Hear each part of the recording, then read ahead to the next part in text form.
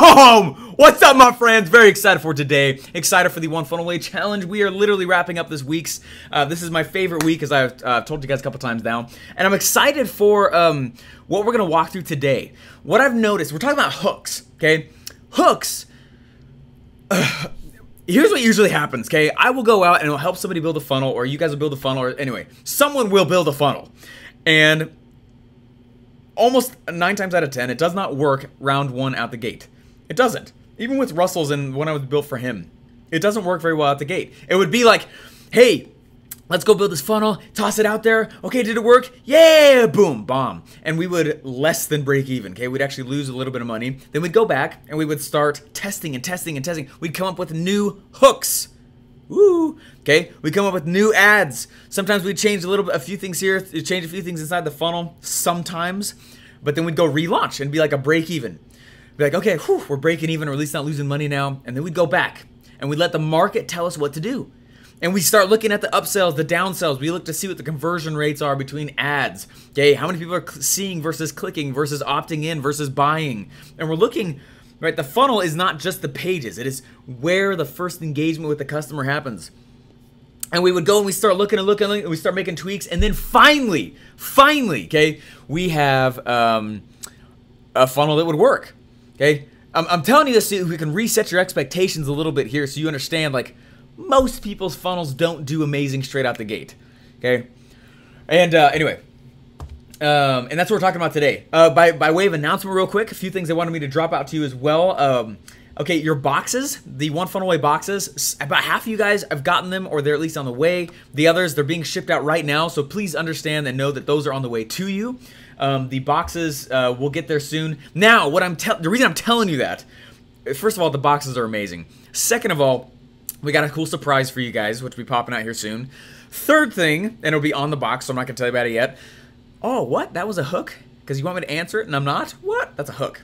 Okay, I'm trying to do it to you so you know what it is. Okay, but the third thing, though, is that inside the box, there's an MP3 player with all of the first One Funnel Away recordings, my sessions and Russell's. So if you're like, Steven, I can't jump on with you today, or I would rather skip ahead, or whatever, okay, all the recordings are there from the last one. The topics are generally the same, and the lessons are generally the same as well. I teach them slightly different. There's no way I could do it twice the same way exactly. But anyways, just know that that is coming up to you soon, so you can listen to them. Yes, with all the delicious booms for you guys throughout it as well.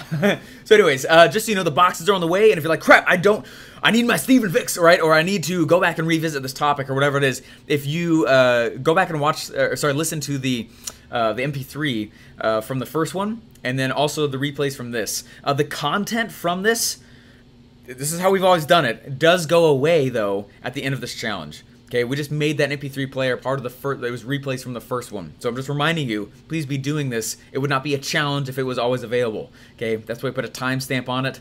And yeah, ooh, ah.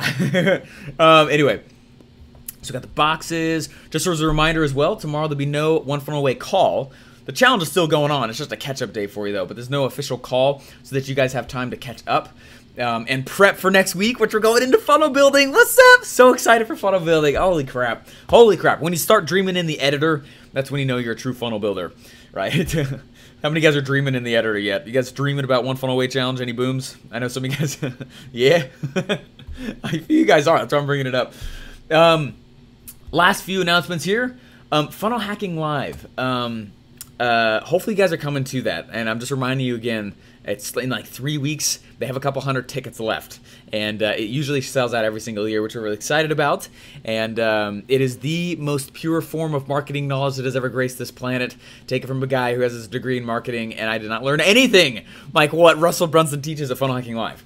In fact, I was mad because my first Funnel Hacking Live was the second to last week of college for me. And I went and I was like, why on earth did I do college? I'm never going to badmouth school, guys. But anyway, in a fast-paced market, or in a fast-paced industry like internet marketing, right, it's very hard for schools to keep up. Anyways, okay, so hooks. We're talking about hooks. Is it the same each year? No, it's very different. Very different. The content is very different every year. It's structured differently every year. There's new speakers. I'm speaking this year. What's up? I'm super stoked about it. I don't even have a product. Still go? Absolutely. Yeah, 100% worth your time. Definitely. Hey, so thank you very much, Beatrice. Appreciate it. Okay, so what we're talking about is hooks, okay? And a hook, what is a hook? There's a few things that when I would hear these internet marketers speak, I'd be like, what are you talking about? I don't know what a hook is. I have no idea what that means. It seems convoluted, or it seems very like fishy, or it sounds to me like that guru is having a hard time explaining what they're talking about. And hooks used to drive me crazy. I didn't know what they were. I didn't know, and not many people could explain them. I was like, you mean a headline? They're like, no, like a hook, not a headline. Sometimes it can be the headline, but sometimes it isn't. And I'd be like, well, that just made me more confused now, right? I was like, what is a headline? What is a hook? Are they the same? Are they different? Right? A hook is more like an idea, okay? It's something that you can say to go take people and shake them, okay? I think I heard a stat a while ago that said about 20 years ago, the average person saw and experienced about 500 ads and brands every day. 500. Okay, fast forward 20 years now, it is an average of 5,000 ads and brands that we will see and be exposed to on a daily basis. 5,000, okay? The average attention span has gone from 20 minutes 20 years ago down to 5, 6, 7 seconds, right? Really, really fast. And so one of the things you have to get good at in marketing, right? You're in the game of attention getting. And I hope you realize that and take that on and own that. Okay, sometimes I feel like people, if they're brand new, they'll be like, well, I want to go make this money, but I don't want anyone to know about it. Right? Because I have insecurities. I don't want anyone to know that I'm trying to actually go make money on this. Right? And you'll start to accidentally try to have success. This is the game of attention getting. Okay? So I'm going to teach you how to get people's attention. Okay? You have to understand something with this, though. Okay, so one of my favorite authors his name is Ryan Holiday.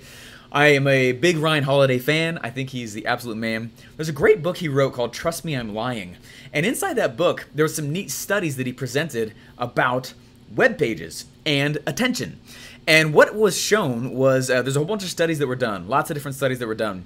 If you create, now please don't get the wrong idea as I'm saying this, just take the lesson in, okay?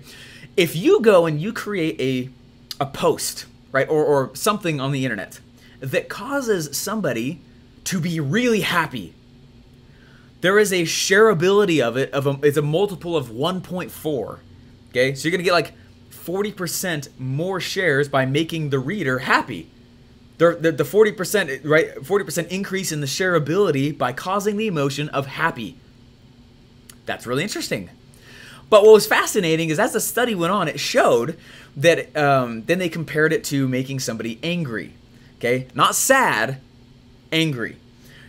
Making somebody angry, and I'm not telling you to do this, and someone got really butthurt once because I was like, and I was telling them this, like, oh, I didn't know that you were a proponent of spreading evil things in the planet, Steven. I'm like, no, take the lesson, okay? Take the lesson. When people put something on the internet that makes the emotion of anger, statistically, it has a multiple of 4x multiple of shareability across the internet. It is the equivalent of having the front page of CNN.com for several hours. It's huge. Okay? Now, I'm not telling you, he wrote The Obstacles the Way too, right? Fantastic. Okay? Now, you need to understand what I'm saying. I'm not telling you to go make people angry just for the sake of getting people's attention. Right? I actually hate that, okay? Please spread good and be good. I'm very much about that. But also understand, though, what you're doing. You are in the game of attention getting. This is the game of attention seeking. You're trying to get people's eyeballs. Other people are competing. You're with, right, 4,999 other distractions are there trying to get attention, okay? Now, because of Facebook and targeting and getting really narrow on audiences, right, it is still fairly easy to get message in front of people. But you need to understand the psychology of a share. This is something I've not shared in the previous One Funnel Away challenges, but I just want you to understand the psychology of the share is big. What happens if I see something on Facebook, and I see something on Facebook, and it makes me laugh? If I go share that, what do I want people to think about me? This is why we all share stuff or don't share stuff. Yeah, exactly, Steph, that I'm funny. Because I shared something funny, it means that I'm funny. It's actually a status increase. Okay, huge status increase to the sharer.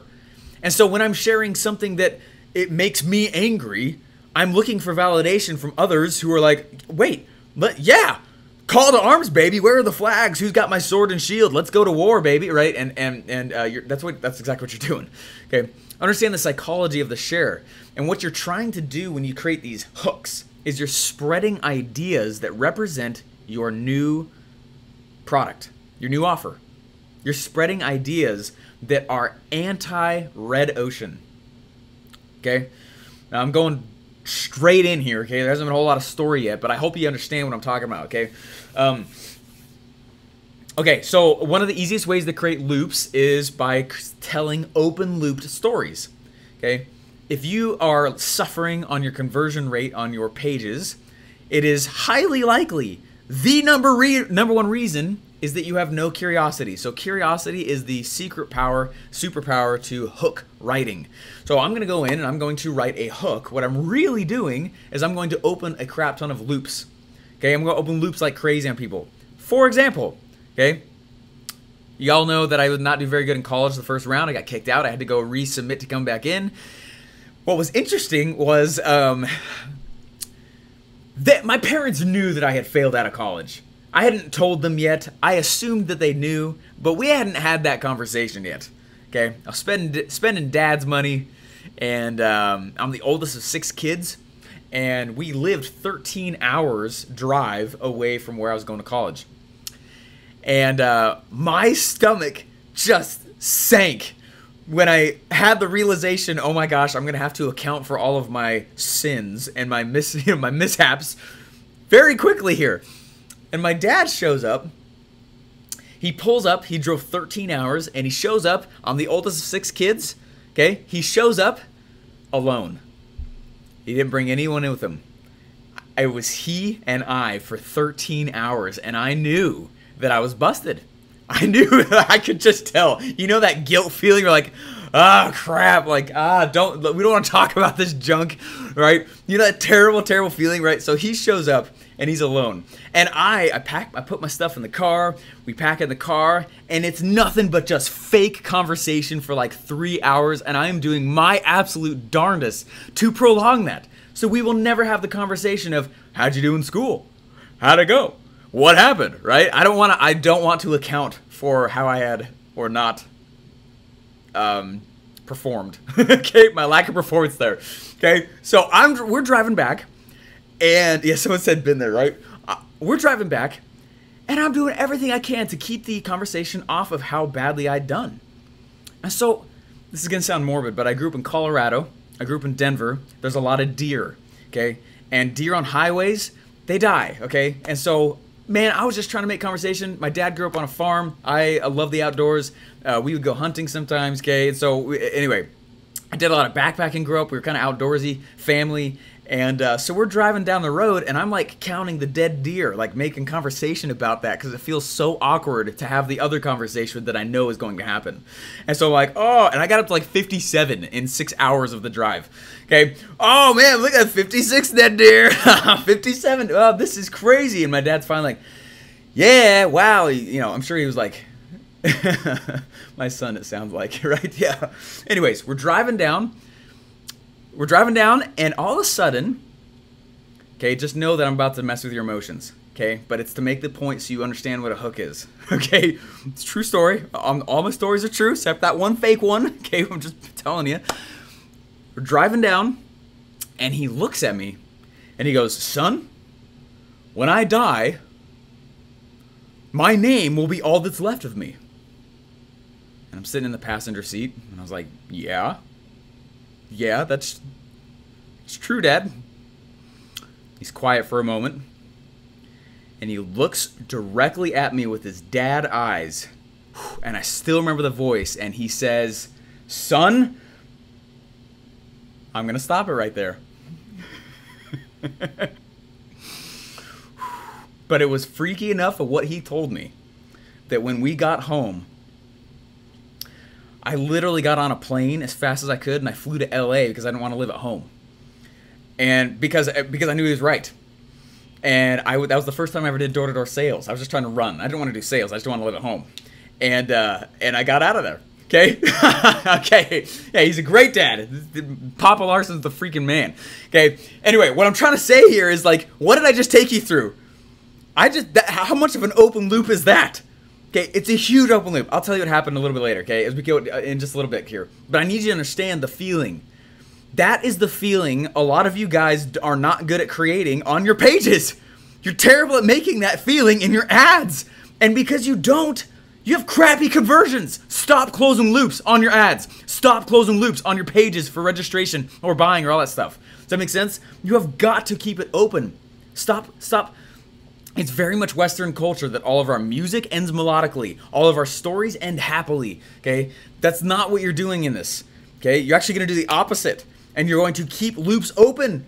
And you're going to keep and you're not going to close. You're not going to scratch the itch. You're going to create curiosity. You're going to throw in some urgency and scarcity, sprinkle that across the top, and watch your business explode. Okay, that's what you're doing. That's what a hook is. Okay, it is a micro story that you do not resolve. Okay, that's my own definition. But it's because I can't find anyone else who can freaking define it without saying, like, it's a headline, but it's not a headline. But it is, but it can be. But, like, it's something you start with, but it's not always. And I'm like, what is a freaking hook? Okay, and after building hundreds of these things, I'll tell you that that's what I do. Okay, it's a micro story that doesn't resolve. Okay, and it can be in as short as a headline.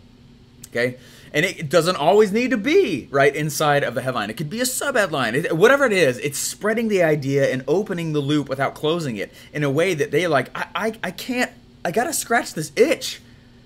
Why aren't you closing this loop, dude? What did your dad say to you? It changed your life. It did change my life. Okay, I was being an idiot. Okay, anyway, okay, let me just keep going here for just a little bit. Some of the easiest ways to create hooks, okay? Some of the easiest ways to create hooks. Now think about what you're doing in your business. Seth Godin teaches that in order for you to make a lot of money, you can either be the first or you can be the best. Okay? What we teach you to do is both. Hopefully you catch on to one. I'm teaching you how to be the first in an industry and the best. We do that through offer creation. We do that through a lot of the ways we tell stories, and we break and we build belief patterns. We bring them through a funnel. We upsell them. We actually can serve them more, okay? But we're trying to teach you to be the first and the best. Some of the, right, think about this. Part of how this works is I need to understand what products and vehicles, okay, well, sometimes we call the product the vehicle. Okay, what vehicle my dream customer is currently using to try to get the result they're going for. What is all, right, so if I'm going to, I'm drinking ketosis right now, okay, or drinking ketones, okay, some people, in order to get into the state of ketosis, they eat nothing but meat and butter for like weeks, and if they have any level of glucose in their body, it wrecks it all, right? Oh man, that sucks. Or you could just drink this powder and be in ketosis in 10 minutes, right? And still eat whatever the heck you want. Okay? Does that make sense? I'm going to figure out what vehicle people are using to try and get the results they want, and I will become the anti of whatever that current vehicle is. I need to create a hook and a story that is the anti-red. Okay? You are literally the antithesis of the red. You guys getting that? Does it help really? Yeah, oh yeah. So I drink it a lot. You guys getting that though? I am going to be the anti-red. So let's think about this in terms of ClickFunnels. If you watch some of the pitches that ClickFunnels gives, right, that Russell created, one of the reasons they work so well is that he became the anti-website.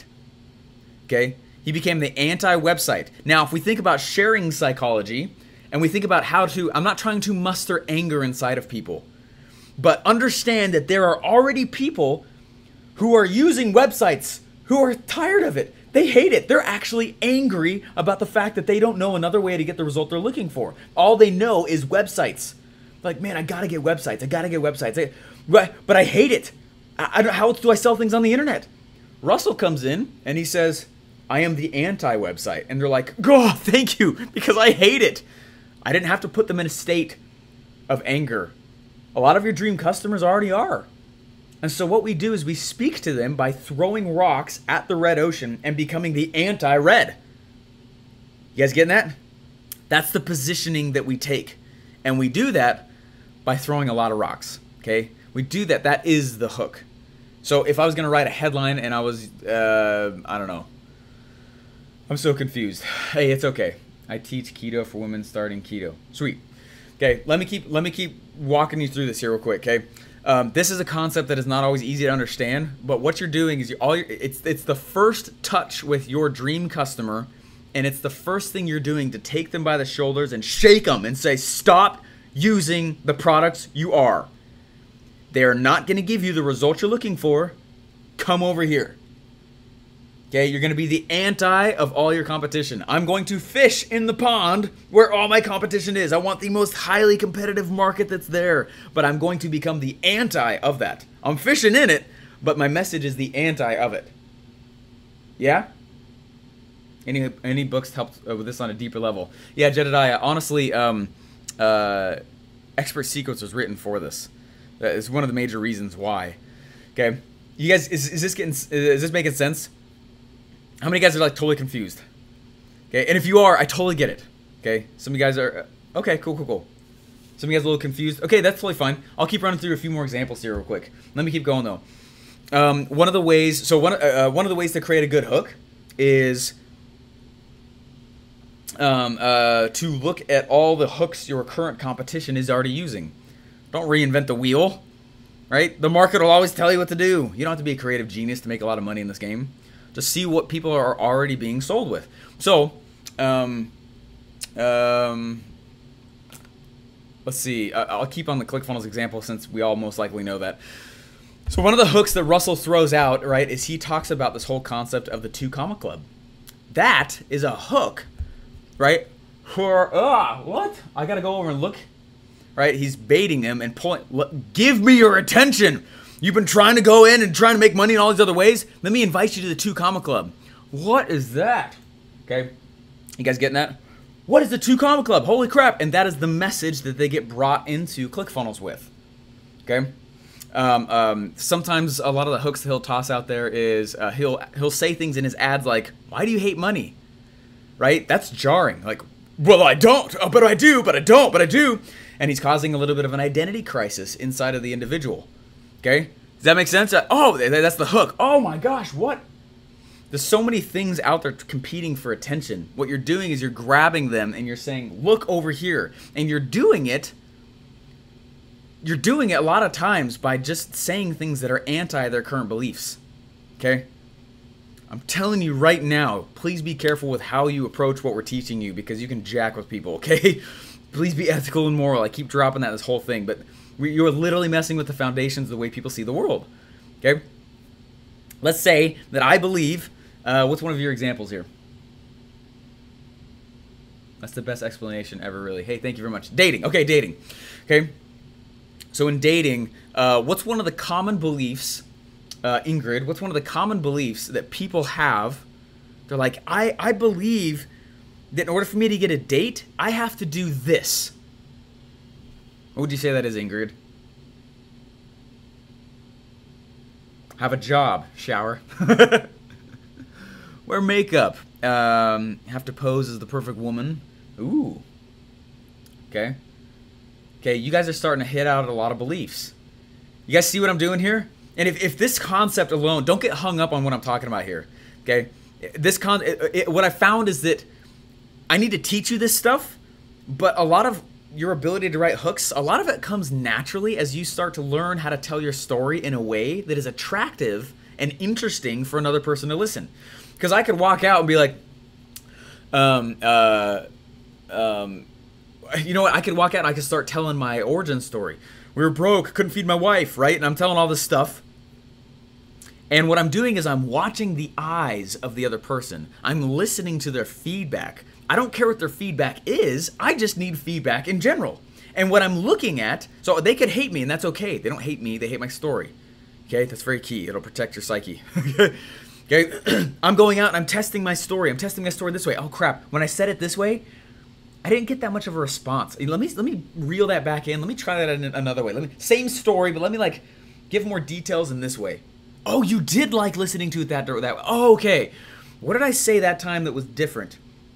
Chances are usually it's the hook that's changed. It's the way you start the story. It's the way you began it. It's the setting. It's the way you actually laid out the scene. Okay? So the hook, I know I've gone kind of deep with this stuff, but I need you to understand, all the hook is, it's the thing that you're doing to them to get their attention. That's all it is. And a lot of times, because there's so much competition, the hook you're going to have to toss out, right? A lot of times it's jarring to them, right? Where they're like, oh my gosh, I didn't think that, you mean I don't have to be the perfect woman in order to get a date? What? And they look away from the red ocean that they've been so believing in, and the vehicles that have been promised to get them the results they want. And they look away for the first time. There's another way? People are looking for different, not better. Okay? That's freaking gold right there. I'm just telling you, okay? Okay, I am not looking to build a business that's better. But most people are. And it's the reason they fight over scraps and have to just get less margin. Okay? Don't build a business that's better. Build a business that's different. Okay? And the way that you do that, okay, the way you build a business that's different, how do you introduce that to other people? My guess is it's the first few things you feel yourself saying coming out of your mouth. That's the hook. Okay, well, oh, you're wanting to sell on the internet? Yeah, we hate websites, but we sell on the internet all the time. That's a pretty awesome hook if you're talking to people who have websites. Wait, what? How are you on the internet without websites? Oh, let me just tell you. It's called funnels. You see, I caused the question in their head. Does that make more sense a little bit? A few more examples here. Steve Jobs, right? Let's say that he's talking to people who were using Blackberries. That's what they were called, right? Okay, Blackberries. And they're like, I like that I can look at my email, I can do this, I can do this. And Steve Jobs is looking at it like, no, yeah, we want to be able to check our email and stuff like that too on our phone, but we just hate how small the buttons are. I hate small buttons. They're stupid. Small buttons, and I want to be able to call people like a video call, like if it's face-to-face with them. I hate the BlueBerry because of that. What? There's another option? Okay? You're different, not better. Okay? It's like one of the easiest secrets to creating great hooks. But without me getting... Is it BlueBerry? I called it a BlackBerry. No. It is a BlackBerry, isn't it? Cool. Anyway. Hey, without getting too deep into like copywriting strategy, understand that that's what we're doing though a lot of times. We are becoming the anti of whatever your competition is. Okay? Anti of whatever your competition is. So in a lot of other scripts that I've been involved in or did a lot of sales with or things like that, what we'll do, like one of them, it was tape, right? It's for a company called Fiberfix. And it was repair tape that you could literally patch pipes with and wood that was broken and you could remake, like, it was really impressive stuff. It was really cool. Well, in order for us to sell this repair tape, we became the anti-duct tape because everyone uses duct tape to try and repair stuff. So they're the anti-duct tape. Does that make sense? Now when you lead with that hook, how to repair crap without actually needing any duct tape. What? There's another way? And you get attention that way. Is that making sense?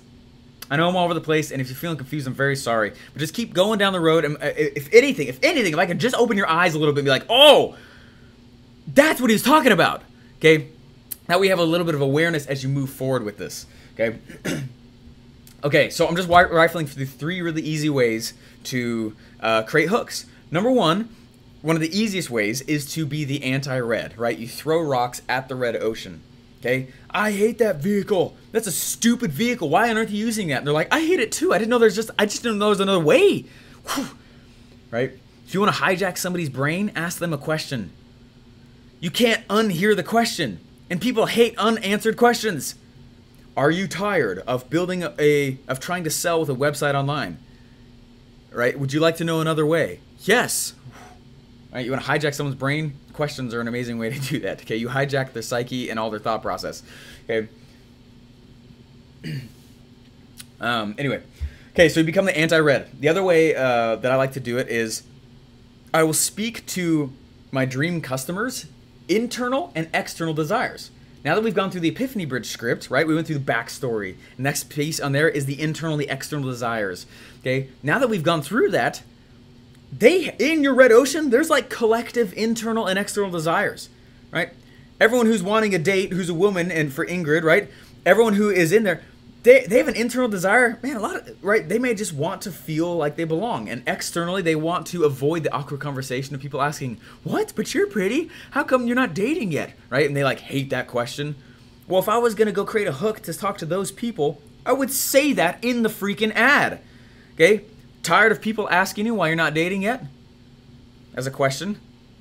Yeah, I am, right? Here's how to respond to that in the future. What? There's another way? You guys get what I'm saying? All you're doing is, that's another way we join the conversation going on in their head. Okay, so one way, throw rocks into the red ocean, become the anti-red. Another way is to speak to the internal and external desires your dream customer currently has. Very easy to do it that way.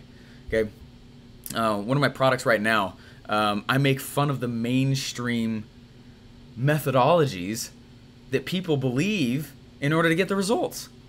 And they're like offended that I make fun of it. But I'm making fun of it because it's a great hook. Fantastic hook. I'm not making fun. Guys, understand, when I say throw rocks, I don't ever throw rocks at a person. You see, I'm not, of course physically, but like, okay. Meaning I don't go on my ads and be like, the CEO of this company is the most dumb person I've ever seen in my entire life. And like, that's my hook. Like, that's stupid, okay? Don't do that. Don't throw rocks at people. Don't throw rocks at... You can throw rocks at companies if you got some cojones, okay? But I don't even start there. I throw rocks at ideas. I throw rocks at beliefs inside of my red ocean. And it is way easier and safer. And there's this joining effect, okay, that people get from it. We are a team. I hate that too. I just didn't know there was another way. Those are like the easiest people to sell. Okay, third way that is very, very easy. Yeah, throwing rocks at Confusionsoft, right? Right, exactly, Stefan. Exactly. When we were throwing rocks at Infusionsoft, okay, that's exactly what we were doing. That's a hook. We are not Confusionsoft was the title of the t-shirt. And we had an entire campaign called that. Okay, now it's a little more gutsy because we were literally calling them out. Okay, but first of all, we didn't start that way though. We just started by throwing rocks at the idea of websites. Well, websites are stupid. It's really hard. They're very expensive to actually convert with. What? There's another way? Okay, so number one, throw rocks at the red ocean, become the anti-red. Okay, number two, one of the easiest ways I create hooks is I just speak to their internal and external desires, right? Have you been trying to get this result and you haven't gotten it with what you're in? Yeah. You want to know why? Click here. Oh my gosh. Right? That would get clicked on a lot. Most likely. Okay. The third way I like to do it is and this can sound a little bit crazy, guys, okay, is by causing an identity crisis. Okay? Now be careful what I'm talking about here at this. Okay? But how many of you guys in this One Funnel Away challenge, you are so attracted to the idea of being in the 2 Comma Club, right? And you are so tired. You're tired of being in a 9-to-5. And you're tired of feeling like you're not getting paid what you're worth. Yeah, I freaking was too. That's why I left. That's the reason why I know it's also a great hook, because it's going to speak to people who are in that pain, who are feeling that, okay? One of the easiest ways to create a hook is to cause an identity crisis in the reader, in your dream customer. You tired of your 9-to-5? Yeah, we know why. Click here and find out. What? That would be a great hook. You tired of not getting paid what you're worth? Yeah, you're in an old economy. Most people don't know about the new one. Click here to figure out what it is. This is just off the top of my head, but those would be the kinds of things I'd put in an ad and in a headline to get attention and pull them over. You guys getting that? Rice and tuna with hot sauce. I'm tired of top ramen. Totally get it. 100% get it. Okay. Please repeat. Yeah, absolutely, Cheryl. So what I'm saying is, like, what I'm doing is I'm becoming, right, this number one, the anti-red, number two, the internal external desires. That's what I'm playing off of. And number three, though, one of the easiest ways, okay, if that is confusing you, is by causing an identity crisis in your dream customer. Okay? So you ask them, you okay with your current identity? That's a hard question. Okay? That's a really forward question to ask somebody, but it gets brass tacks right to it. You okay with your current identity? What is your identity right now? Right? Tired of being a 9-to-5er? Tired of not having a funnel off the ground? What are all the hooks we used for One Funnel Away Challenge? Just watch what we're doing with that, okay? That is what we're causing, is an identity crisis in the watcher. We're not being jerks, okay? Okay? Please be careful with what I'm telling you guys right here, but this is powerful stuff that I'm talking about, because you're messing with identity and belief. Okay, so if you want your customers to hate you, like, be a jerk about it, okay? But do it craftily in a way that puts a little salt in the wound, saying like, look, are you just tired of not being who you know you've been meant to be? Ugh, right? Here's how to get the date, right? Here's how to put yourself in ketosis, right? Here's how, right, men's fashion yesterday, right? We're talking about men's fashion. You tired of not looking like the part that you know you are, right? You tired of not looking like the man that you want to be? You tired of become the individual you were born to become, right? That kind of crafting message very much speaks to an individual, and it's a good thing to lead with. What I want to do real quick, and I literally have just like 5 minutes here and I gotta head out. Tired of self-love crap. Yeah, tired of the self-love crap. Okay, yeah, this is really powerful stuff. I am a good enough copywriter to make a lot of money. I'm not like a copywriting pro, and I'm just teaching you how I approach it without having to go learn to be a copywriting psycho genius, okay? Because I really don't have a desire to do that.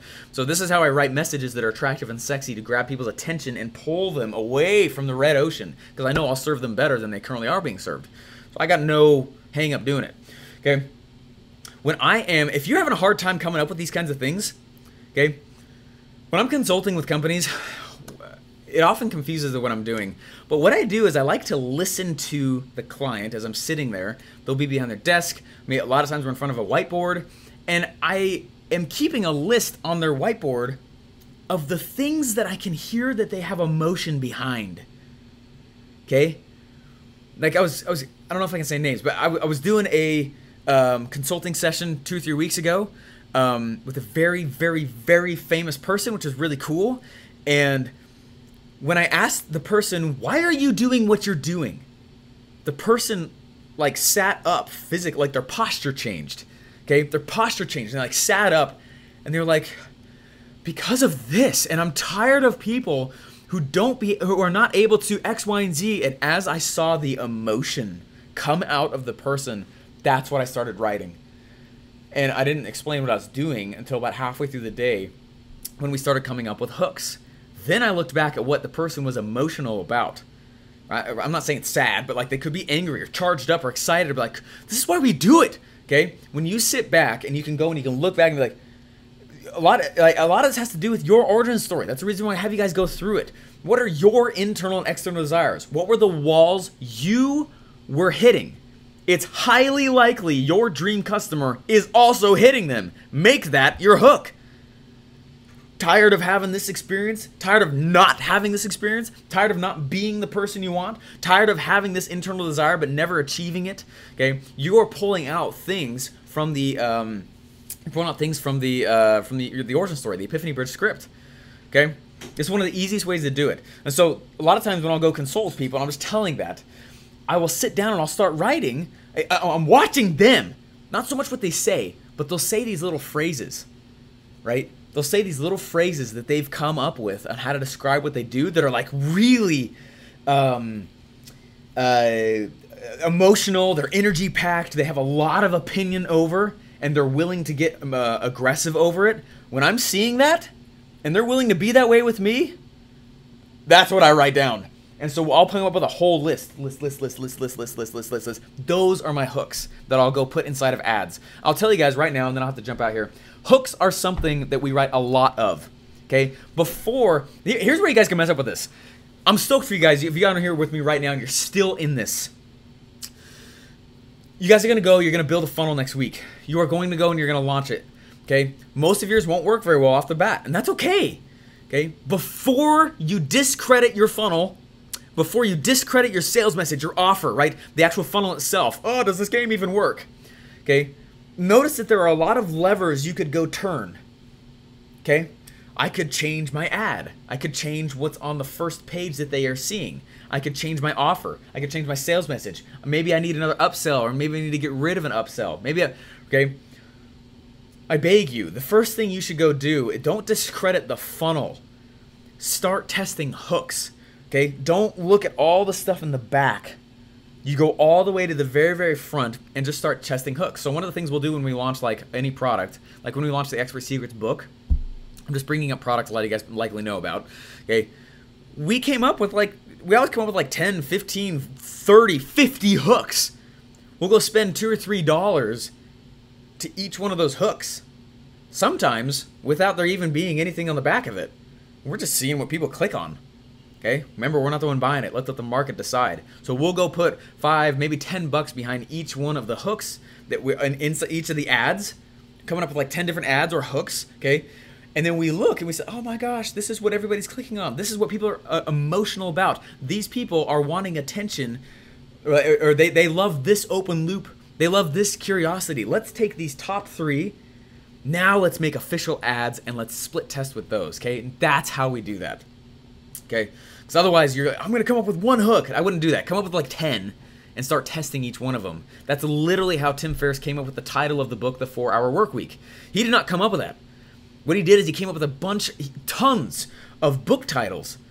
And then he literally just put all the book titles on Google AdWords. One title per AdWord. Spent some money behind each one of them. And then the one that people clicked on the most, that's how he titled the book, The 4-Hour Workweek. Okay? So just know what we're doing, know how we're pulling attention over, know like the few ways to pull it off. But then when it comes down to it, the market decides anyway. Okay? Come up with like 10 of them. Write a whole bunch of headlines, write a whole bunch of hooks or reasons people should stop their entire day and look over at you, and then toss a little bit of cash behind each one of them and watch the magic happen as the market decides what they want to pay you for, which is awesome. Hey guys, anyway, there's a few other things I'd love to teach you guys here. I actually have to head out though. I'm so sorry, but we will definitely pick up. I'll make sure we don't hit anything else next week without. I'll make sure I'll wrap up. Okay, Dad's story. Here we go. Yeah, and the other thing you can do, Joshua, exactly, start paying attention to things that are grabbing your attention. So a lot of times, like a lot of marketers who are real direct response marketers, which I hope you all decide to become, we have our own swipe files. I have a swipe file of my favorite ads, right? I have a swipe file in my industry, okay? I have a swipe file of some of the top things that I absolutely love, and the market has already voted, or if I know that guy made like millions of dollars in a couple months, like what did he do? Why do I need to reinvent the wheel? I don't need to, okay? So what did he say in his hook? How about I just say that in mine? Okay, to the same people, since he already proved that it worked. Now, it's really easy to do that on Facebook now. You can see the ads all your competitors are driving. You can see which ones are actually getting a lot of traffic. Okay, there's tons of help you can get with this. Don't feel like you got to be, again, a creative genius. See what's already out there. Use the clay that already exists and mold things from there. Okay, so this is what my dad told me. We're driving down the road. He says, son, when I die, my name will be all that's left of me. And I'm like, yeah, that's true. Okay, then he looked right at me and he said, son, what have you done with my name? Mic drop, pen drop, drop. Oh, that hit me between the eyes and I had no response. Son, what have you done with my name? Whew. He's a freaking cool dad. Awesome guy. And anyways, I was so jarred by that, realizing I wasn't living well, and on purpose, and I was being a schmuck, for lack of other words. Well, I know the other words. I was being an idiot, and I had to clean up my act and get my butt in gear. And then I had to learn how to learn and go back to college and learn how to start businesses. And anyways, that's how it all started. So it's pretty impressive, that question he asked me. What have you done with my name? Anyways, so any story you have, understand that when you stop it in certain places, it can be an open loop. And that's the idea of a hook. It's all curiosity-based. Do not close them. It's the major reason why people's pages don't convert. It's not that your headline isn't good enough to make money or your offer isn't good enough. Most of you just solve things too quickly in your offers and your headlines and your sales messages. Anyways, guys, hope you guys enjoyed that. And thanks for letting me go a little bit late today. Been traveling like a beast and hardly sleeping, but I am excited to be able to get this out to you. We will see you guys on Monday. Stay to it and watch out for those boxes. We're really excited to get them out to you. Bye.